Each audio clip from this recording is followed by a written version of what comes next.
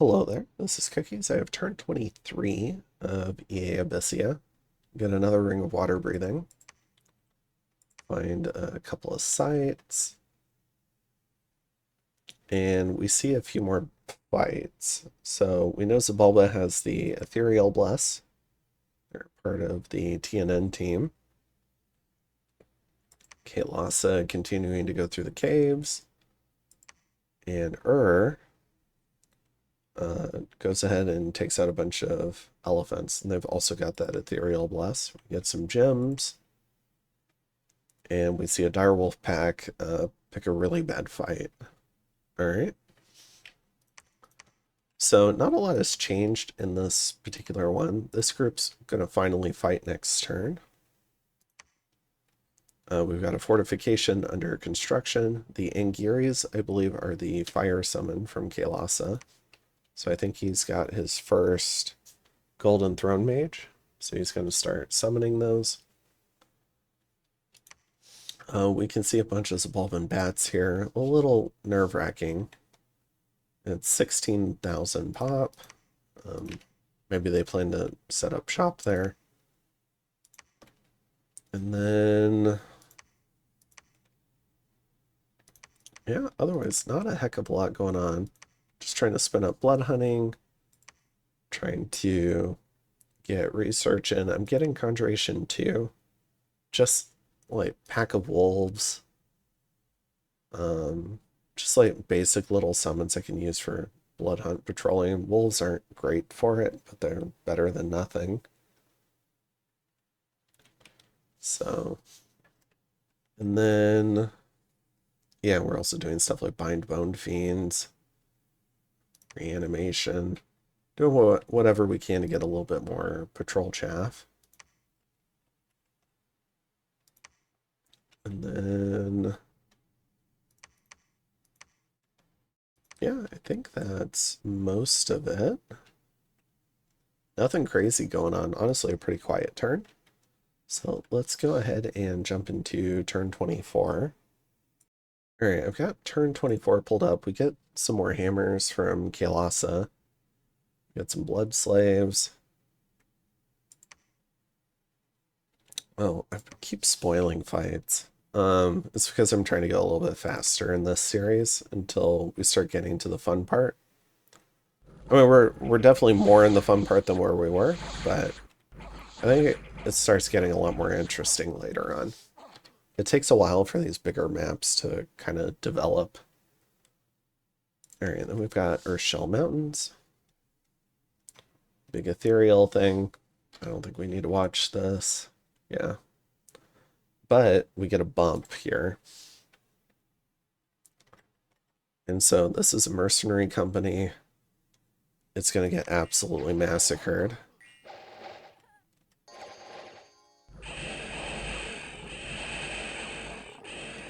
Yeah.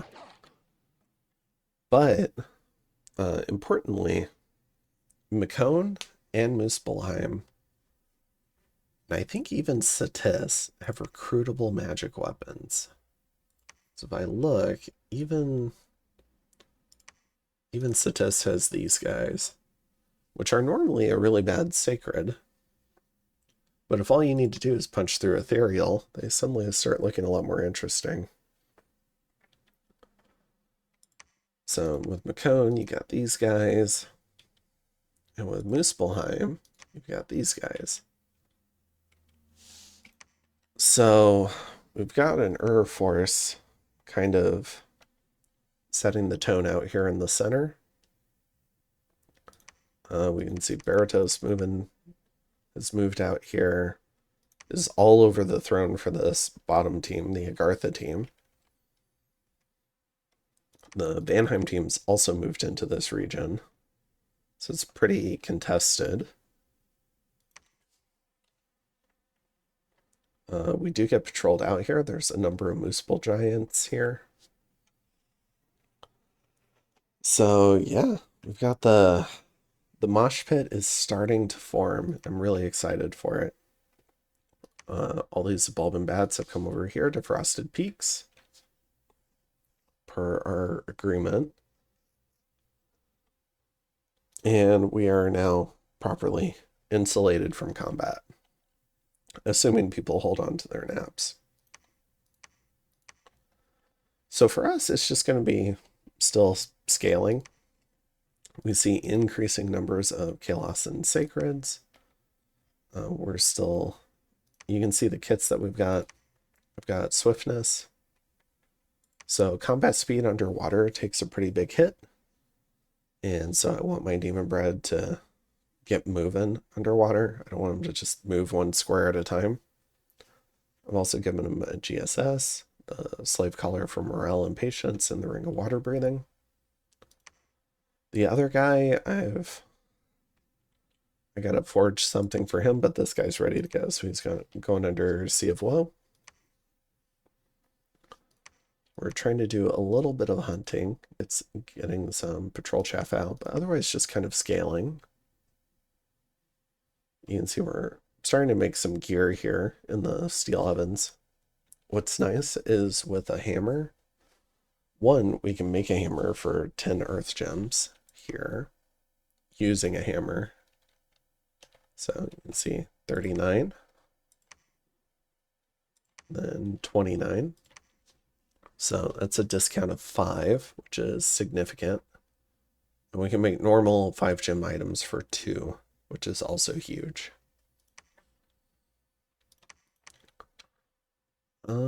Let's see, for recruitment, still just trying to, I think we were short on money this turn from infrastructure, so we're just trying to get 2 demon priests. And that's 150. So it's not a guaranteed mage, but we're rolling for a mage. And if not, then we can use them as priests. And then continuing to build this fortress here, getting this palisade up. We've got most of our infrastructure down, like the core stuff that we need. And we've got some guys out site searching as well, which is also nice. He's got a fort here. He's blood hunting here. I was hoping he would keep all of his blood hunting out here. The advantage to blood hunting out here. Now, there are advantages to blood hunting the crossing points as well, because you can starve enemy armies as they try to cross. So this is fine. It was a really nice province. I was a little upset because it was a nice province, but I mean, this is indeed fine. So if we go from this and then we blood hunt this into the ground, we can cause a lot of starvation issues for enemy armies that might be trying to attack us. And if we blood hunt, generally speaking, not there, but if we blood hunt, generally speaking, all over here, then we can really cause a lot of disease to set in before armies even get to our core lands. So there's some benefits for doing that. Now, it also means we have to make sure to feed our troops as we move out. But Abysia is not that bad. I don't, your armies tend to be a little bit smaller. I've got nature mages now, so I can feed them.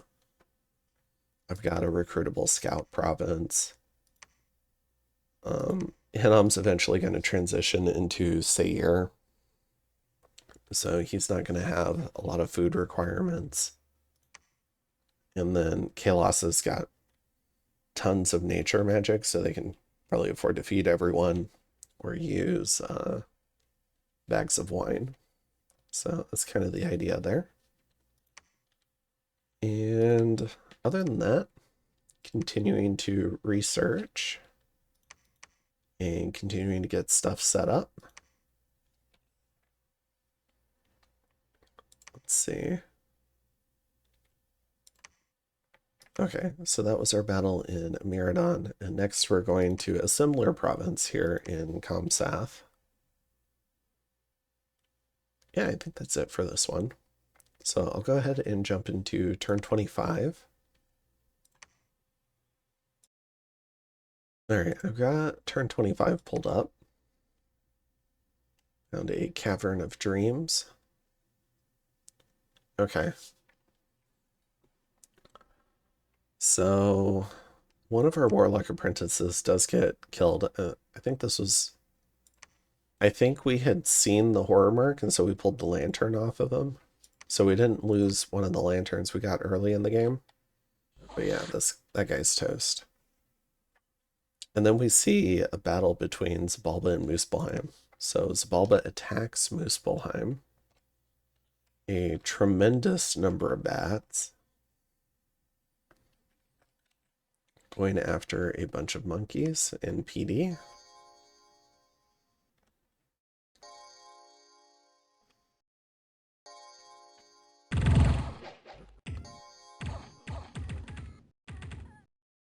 And so, as we will find out, this will be the first fight in the Zabalba, I guess, like TNN or war against Muspelheim, Macone, and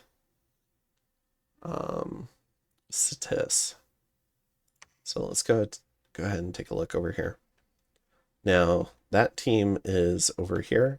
So they're literally going to be fighting across the map at each other, which is actually kind of cool. I never would have expected a war to take place like this. And then we see our first Uber flags as well. All right. Oh, I keep spoiling battles. All right. And then, oh, this is me trying to get rid of the Kooni because I don't want to pay for them to walk all the way to the other end. And if we're going to be at peace for a long time, because we're planning to scale, then I don't need very many Kooni. So this is just me getting rid of Kooni. And then I think the follow-up party will try to win. And then the smell cart. These poor peasants. They have nothing to say to a milk cart. And then Obscuro gets bitted away from us. Okay. So, yeah, otherwise we're just continuing to scale. The long-term plan is I'm going to sling blood slaves to Hinnom. Unfortunately, this is a really poor nation choice for doing this. It would have been better if I'd picked, I don't know, like Bertos or something. Because it's taking me a long time to get warlocks here out of the capital. And then also to get the patrol chaff to actually help them blood hunt. And then Hinnom owns a lot of these provinces, so I'm going to have to steal a lot of this land from Hinnom at some point so I can blood hunt it. But the idea is I will do slightly more efficient blood hunting for Hinnom. And then because of Steel Ovens, I'm going to adjust and also try to branch out my path diversity, and I can do a lot of forging, specifically for lanterns. Because I can just, all my mages are fire mages pretty much. I can just really produce a tremendous number of lanterns very quickly for the whole team. All right. And yeah, we're still making some burning ones. But yeah, otherwise, nothing too crazy going on. I've got a fair amount of money, but I've also got a fair amount of upkeep that's growing. You can see Kailasa building a stack here in the bulwark. And we've got the beginnings of some entertainment here. So let's go ahead. And it looks like we even missed a fight with taking over Pepper Plain, which is the throne in the center. So we need to get more scouts moving. All right. So I'll go ahead and see you in turn 26. All right, I've got turn 26 pulled up. We can see the beginnings of combat between the Ulm and the Ubar team as well. So let's go ahead and check this out. So we have a bunch of Jinn led by a Shaitan. Going up against some Lizard Warriors. Should be a massacre.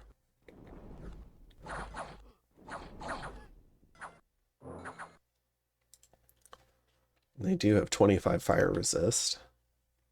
We do try to assassinate here. And you can see why the combat boots were so important. Because our base is 10. Swiftness gives plus 100%. The underwater penalty is half.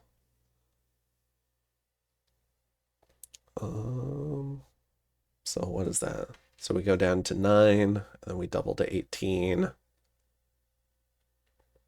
I don't know. I don't know how their math works for that, but we end up at 8. So it's pretty important to have some sort of combat speed buff if you're fighting underwater. It's something I frequently see pretty good players forget about. And then I kill something they actually care about with, I don't know, stuff like water elementals or even PD. All right. So we do take care of one of the leaders there. And then we catch a fight between Zabalba and Muspelheim, just against some PD.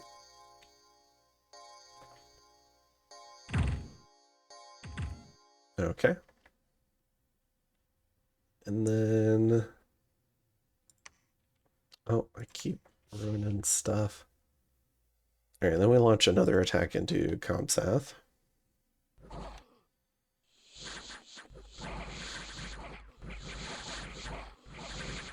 Some of these guys do die, but they trade pretty well into undead.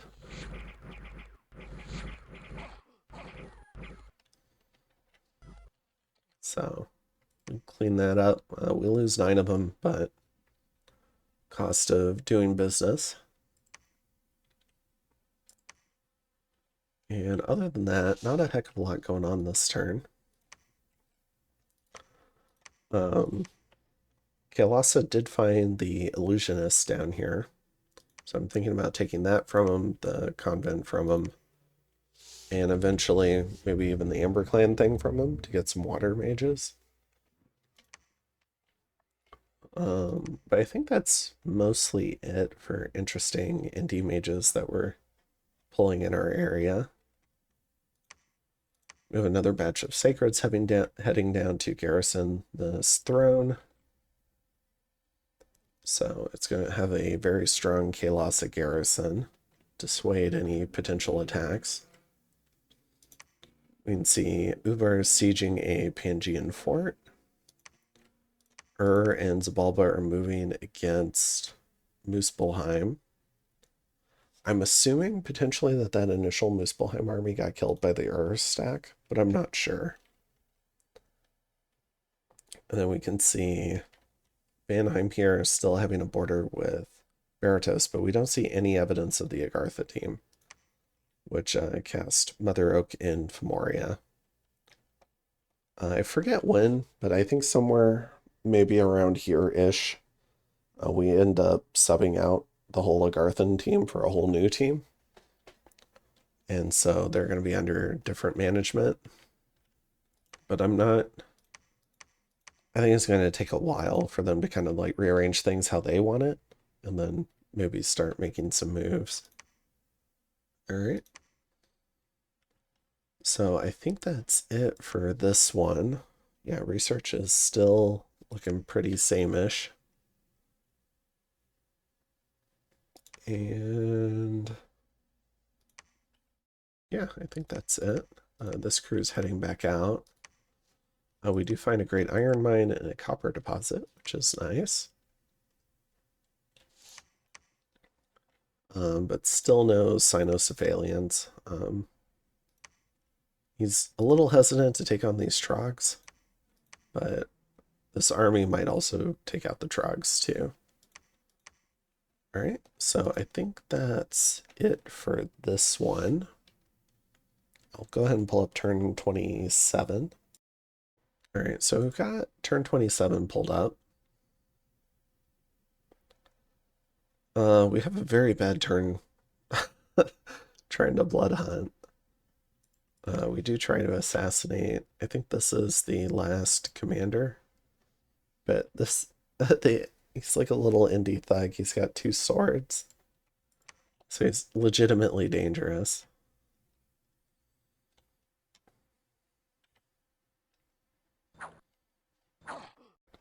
Alright. So we get repelled. And then... Or no, the Amber Clan guy gets repelled, and then he misses. And then we go ahead and hit him with our GSS. Barely win the... Well, it's not barely. We won the attack roll. And then I think we rolled a pretty high damage roll. 28 increased to... 22 increased to 28. Yeah, for 33. So go ahead and take him out. And then you'd see Muspelheim counterattacking. But just PD again. There's this Ashib here. He's not going to be able to do anything. We see Pangea counterattacking Ubar. It's a large stack. But all they find is a camel.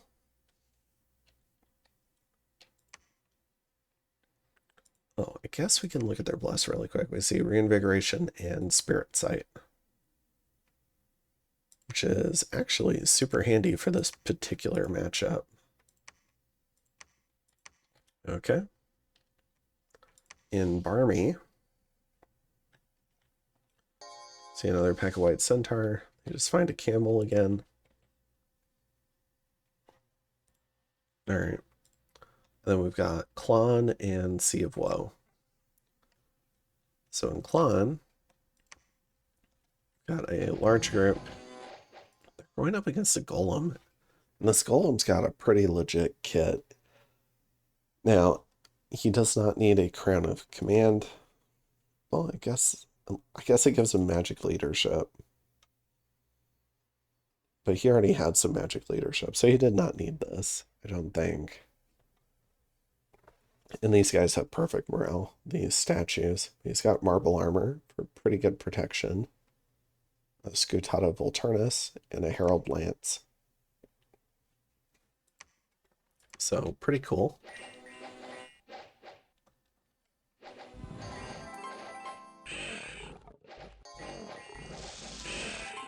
Now, these guys do have Spirit Sight, but they do not have magic weapons to hit through Ethereal. This guy does, though. So let's go ahead and zoom into this part of the fight.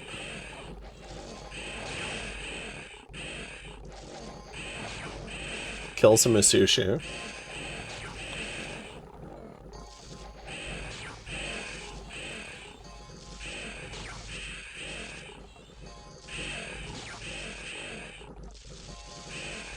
Now, one thing that is nice about these guys is they hit super hard.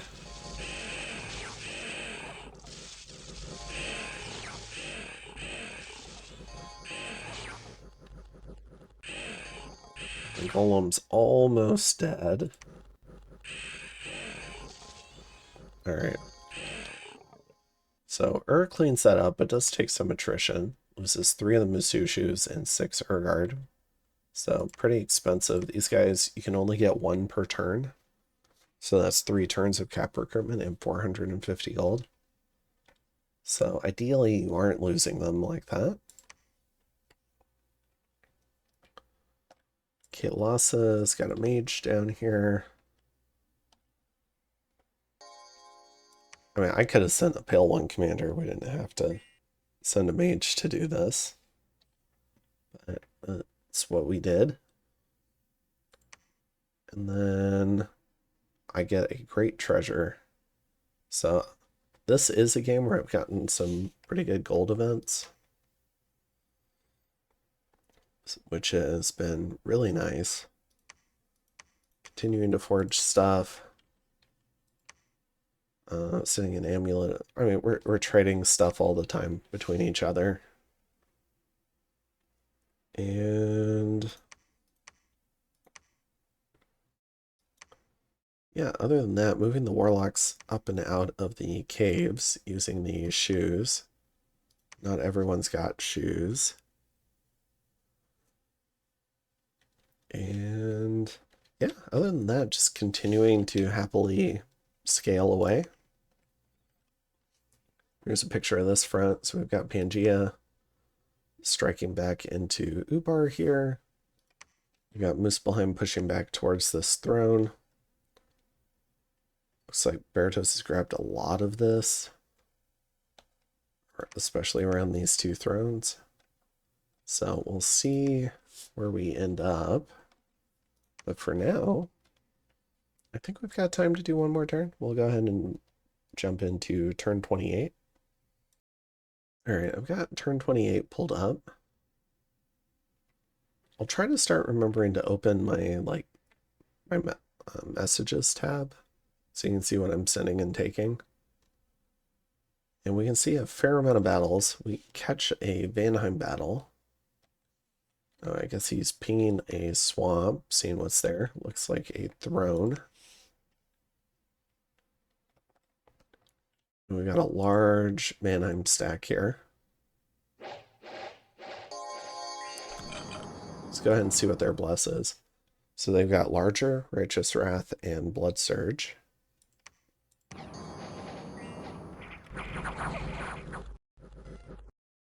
Oh, and he's found Jade Maidens. Okay, so Vanheim has Sacred Calf to go with all their vans. We've got a bunch of Long Dead as well.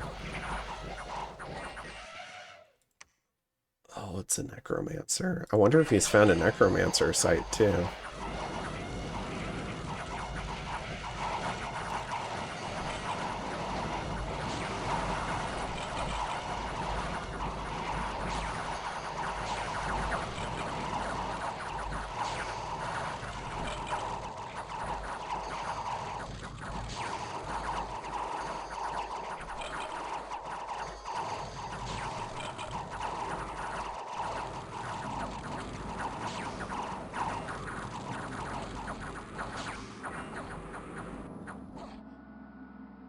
Okay, one Vanhurst died, but we do see some kind of like introductory thug kits. So we've got GSSs, Frostbrands, got a Pendant of Luck. So I wonder if they found a Necromancer site. Okay. And then in Shrine of Steel. Oh no, that was the big attack. Okay. And then we've got Pangea going after Saramatian province.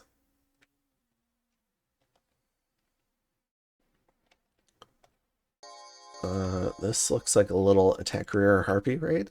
Pretty clever. But this, good luck. The Saramatia is with Ubar, and so their bless is Reinvigoration +1, Larger, and Heroism.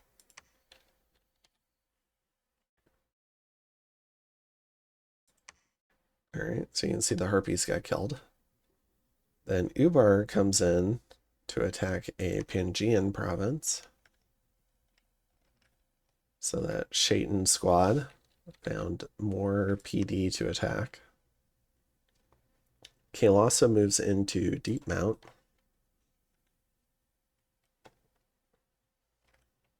To fight the Trogs. With some expendable Bandar out in front.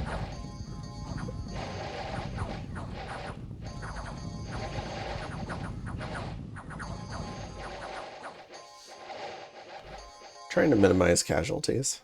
Does friendly fire a guy there. So loses a little bit of stuff, but killing 30 Trogs is not trivial. And then, let's see, we've got Macone striking back against Ur. Or pinging this Ur army. Okay, we've got a bunch of Enkidu longbows. Murder, okay. We get some population. Oh, yeah, this one was bad. So, trusting in our luck scales. Some of our site searchers had not been set to retreat.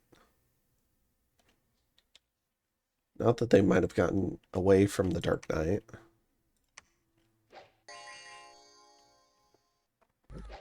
That True Shot longbow came in. Yeah, so that was a pretty quick snipe. So we lose 2 big mages there, which is inconvenient. And I have a new job, which is clearing Bogus and trying to collect gear from Bogus now. We see some barbarians attack Pangea over here. There's crystals here, so it's a pretty nice province. You don't necessarily want to see a bunch of barbarians there. And then Tianchi accidentally walks into the barbarians. So he's got an army.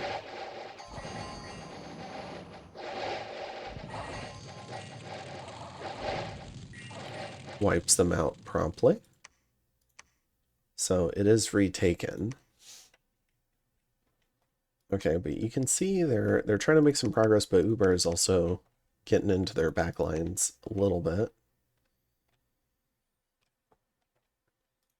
Vanheim takes this throne. They pinged this throne, so they're indeed thinking about taking this throne, potentially. And then...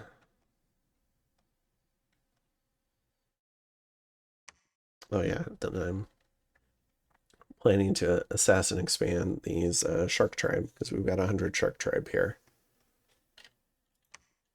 But yeah, I don't know, nothing crazy going on. We see everyone's just scaling on our end.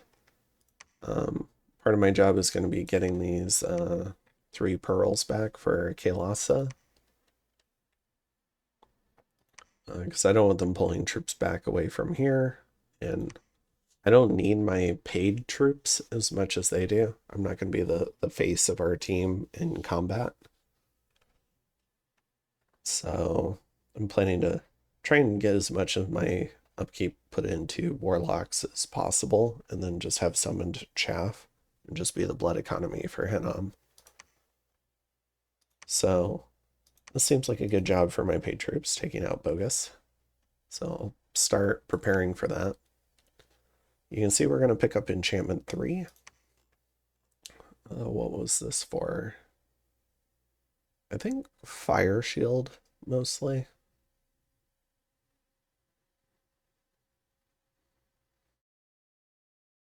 Yeah, I think that's most of it. It also gets us part of the way towards our eventual goal of Eternal Pyre. And then we're just going to run up to construction 7. So I'm getting pretty close to turning off the blood economy, so I can just focus on getting the research we need so that I can unlock the whole team's research, because that seems better than whatever blood hunting I'm doing. So forget when I decide to make that swap, but I think it's going to be pretty soon here. Okay. So that's turn 28. I think I'll go ahead and pause there. But yeah, the Mush Pit's looking really fun. We got 2 teams from opposite ends fighting. The Ubar and Pangea teams are going at it. There's kind of a quiet here. This is 3 big blood powers played by very good players. Then we've got Vanheim, which is Vanheim, Roos, and Arco. So Roos can do a lot of summons too. Vanheim's very killy. So, I mean, they could end up fighting. Gartha's down here somewhere with their team. So yeah, it's looking like a lot of fun. Enjoying watching all the armies running around trying to secure territory out here. And so far it's kind of doing its job. It's very hard to invade a team on this particular map. So, and what I like is that it's a little bit more forgiving for new players. So if they lose an army, there's a good chance they'll have some time to rebuild it before they die. And they've got teammates nearby who can help. And if they need to, they can try to diplo other teams to maybe like cut off. So like if Ubar starts invading all of this, like we could potentially attack across and cut them off. And then it would allow this team to recover potentially. So there's, I think, a lot of fun Diplo dynamics you can have on this map. But yeah, I think that's it for this one, and I'll go ahead and see you in the next one. Have a good one.